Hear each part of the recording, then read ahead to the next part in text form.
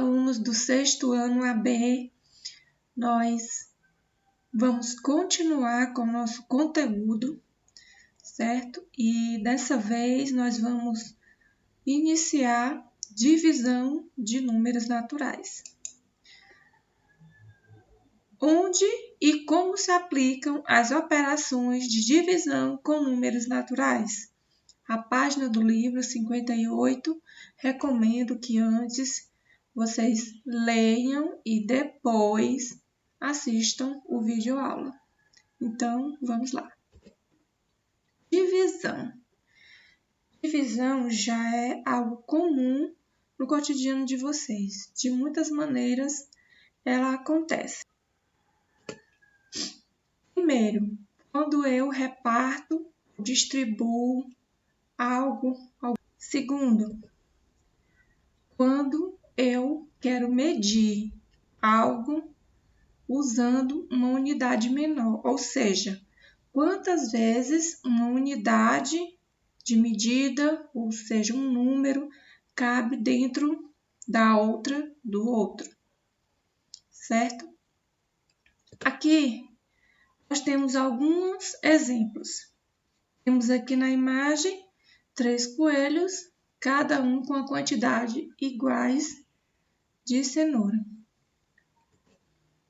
Temos aqui também algo bem cotidiano, bem comum.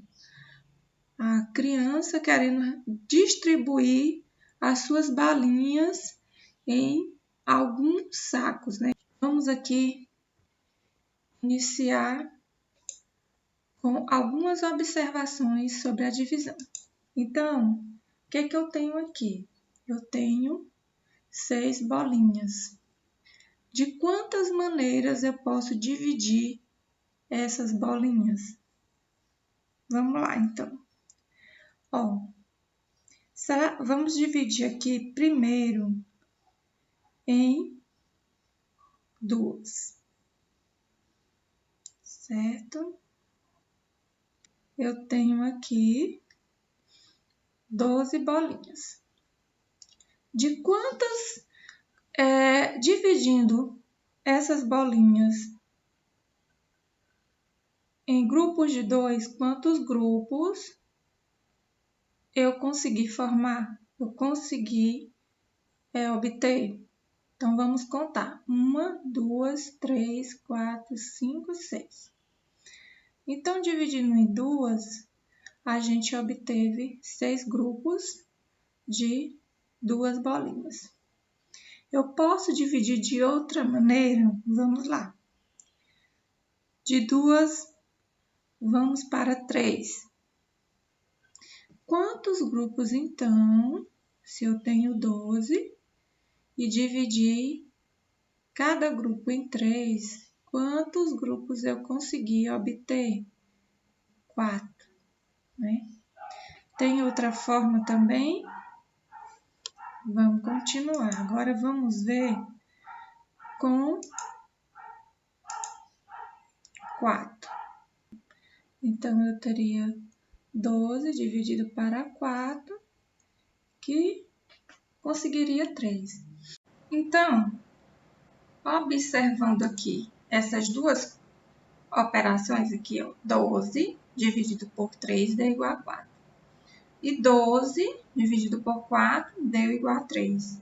Eu posso, nesse caso, olhando para a nossa primeira divisão, afirmar que 12 dividido para 6 dá igual a 12.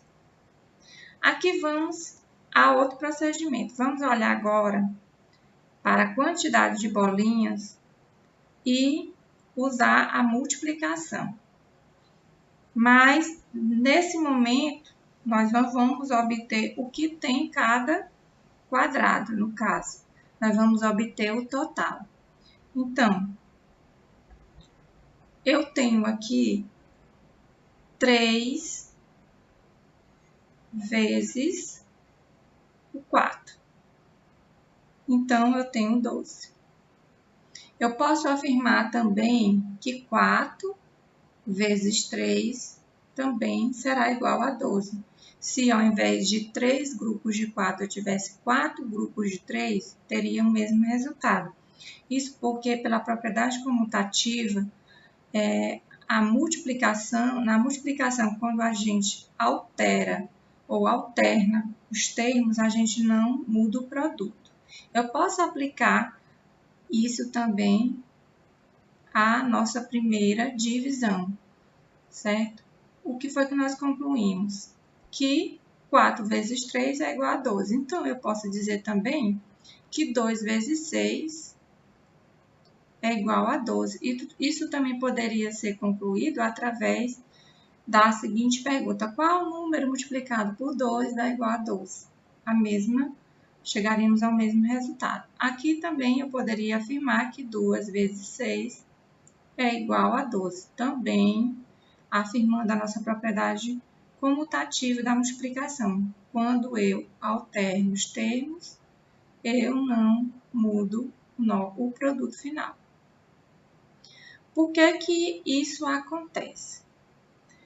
Porque a multiplicação e a divisão, elas são operações inversas. Isso acontece muito na prática. Quando a gente faz uma divisão, a gente utiliza a multiplicação para encontrar o resultado. E quando a gente faz a multiplicação, a gente pode também utilizar a divisão para encontrar esse resultado. Então, vamos agora conhecer os termos da divisão.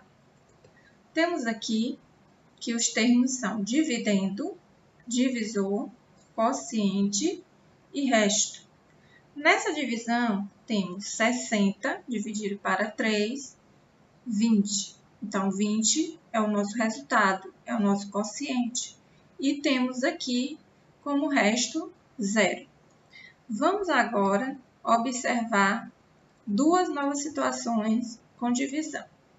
Nessa primeira situação, nós temos a seguinte informação: 1 centímetro é igual a 10 milímetros.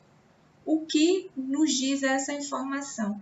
Que 1 centímetro cabe 10 milímetros, ou seja, aquela ideia de quantas unidades menores cabem numa maior. Olhando aqui para a reta, nós vemos que essa unidade maior é 1 centímetro e que ele está dividido em 10 partes menores, que são os milímetros. Nessa segunda situação, nós temos a divisão de uma quantidade de dinheiro entre 3 crianças. Vemos aqui que cada uma já possui R$10, mas temos aqui, para dividir entre elas, ainda 10 moedas. De que forma pode acontecer essa divisão? Vamos lá, então. Para essa criança, eu posso, então, colocar uma moeda. Vamos colocar de uma em uma, até que sejam esgotadas todas as possibilidades. Eu coloquei 3, então eu posso colocar mais uma em cada. Ficou, então, até agora 6. Vamos colocar, então, mais uma. O que que acontece? Eu tenho agora, então, utilizadas 9 moedas. E me sobrou uma moeda. Então, esse ficou com 3 moedas, esse também ficou com 3 e esse ficou com 3. Logo, cada um ficou no total com R$13. Nesse caso, nós vimos uma situação diferente. O que foi diferente? A sobra, né? Nessa divisão, nós não tivemos uma divisão sem que não sobrasse resto. O que é que nós temos, então, a concluir sobre isso? Que nem sempre uma divisão ela vai ser exata. Ou seja, quando ela é exata? Quando eu tenho como resto o zero. Quando isso não acontece, eu vou ter, então, uma divisão não exata, ou seja, eu vou ter um resto diferente de zero, que foi o que aconteceu nessa situação com a divisão das moedas entre as crianças.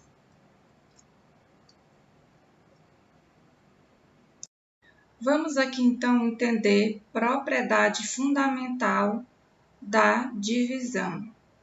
O que ela nos diz?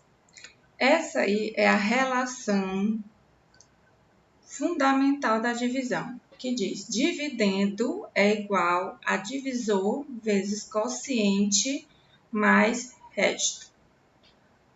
Vamos a algumas observações. A primeira: não existe divisão por zero.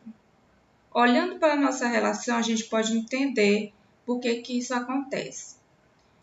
Não tem como, numa multiplicação por zero, eu encontrar qualquer número, porque numa divisão por zero, o meu produto sempre vai ser zero. Por isso, a questão de não existir divisão por zero. Segundo, o resto de uma divisão entre dois números naturais sempre é menor que o divisor. Observe aqui o exemplo. No exemplo aqui nós temos resto zero, mas sendo o resto diferente de zero, ele sempre vai ser menor que o divisor, pois a cada divisão, o que nós estamos dividindo é o resto. Sendo o resto menor que o divisor, ele não terá como divisor caber uma quantidade de vezes dentro desse resto. Então, a divisão só termina quando eu tenho um resto zero ou quando eu tenho um resto menor que o divisor. Em uma divisão exata, temos dividendo é igual a quociente vezes divisor.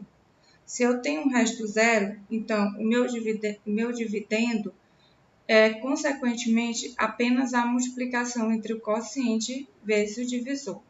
A soma do resto não é necessário, pois o resto aqui será zero. Então, diante dessas observações, vamos aqui a uma prática para entender melhor essa propriedade.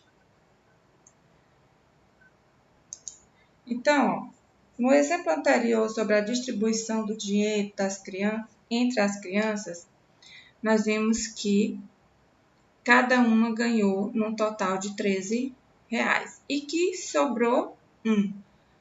Como a propriedade fundamental da divisão, que é dividendo, divisor, vezes quociente, mais resto, como a gente montaria essa situação? Dividendo é o total, ou seja, a quantidade total de dinheiro que eu tinha para distribuir com as crianças. Mas esse total não tá visível aqui. O dividendo, quer dizer, o divisor era as crianças, não é verdade? As crianças. O total de crianças. Então, eu tinha 3. O quociente é aquele que cada um ficou. Então, 13. E o resto é 1. Porque nós vimos que com toda a divisão sobrou R$1. Então, quem seria o meu dividendo? Seria 3 vezes 13 mais 1. Então, o meu dividendo seria 39 mais 1, que seria, então, igual a 40. Vamos aqui também esse exemplo, na página 61, questão 85. O resto de uma divisão é 8 e é o maior resto possível. O quociente é igual ao divisor. Determine o dividendo. Então, eu teria que o meu dividendo seria 9 vezes 9, 81. 81 mais 8, 89. Então, usando a relação fundamental da divisão, nós descobrimos o dividendo, sendo aqui nessa situação o resto 8, e é o maior resto possível. O quociente é igual ao divisor e a gente tinha que determinar o dividendo, ficando dessa forma, 89. Então, essa foi a nossa aula sobre divisão.